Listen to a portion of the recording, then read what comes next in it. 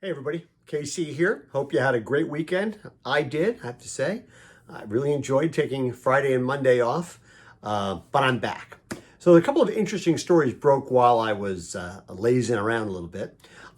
First of all, there was the story about how Amazon is talking to Simon, the mall company, about taking empty Sears and JCPenney stores and turning those into fulfillment centers.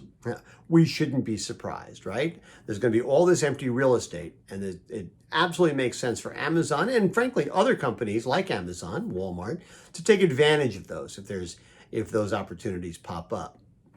At the same time, there was also a story from Bloomberg about how companies as different as Shake Shack and Target are actually looking at the commercial real estate market and saying, hey, you know something, we can expand our footprint in ways that we wouldn't have been able to do 6 months ago because there's all this empty retail space. And so they're looking at it. And by the way, not only is it empty, it's pretty cheap. Landlords are right now willing to make deals. In one of the stories I saw said that in New York City, commercial real estate, retail real estate is as cheap as it's been in a long time. So they're looking at this as being an opportunity.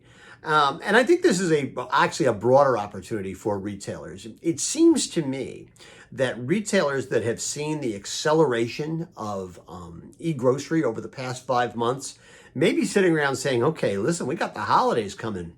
What are we going to do? I think what they should do is they should look around and they should look at empty storefronts that have been created near them. And they should go to those landlords and say, hey, listen, we'd like to build out e-commerce fulfillment and click and collect centers in these spaces, maybe for just November, December, maybe October, November, December. See if it works.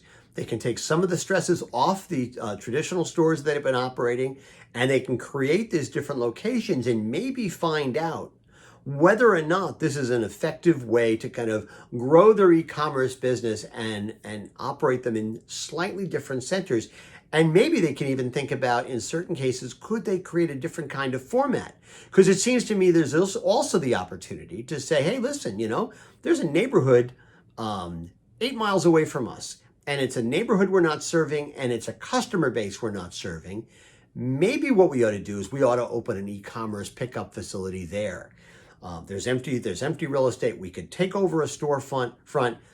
We could do it for November, December, and see if we can build out an e-commerce business in a part of the marketplace that we're not serving. It seems to me, listen, there's no question that the events of the last 5 or 6 months have been incredibly difficult for a lot of retailers, but it's also creating opportunity for retailers.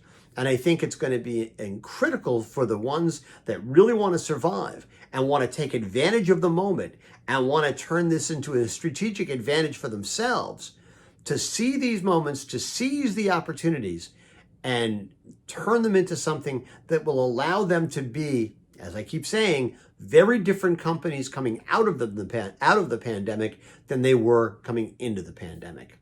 It's just an idea. I think it makes a lot of sense. Anyway, that's what's on my mind this morning. And as always, I want to hear what's on your mind.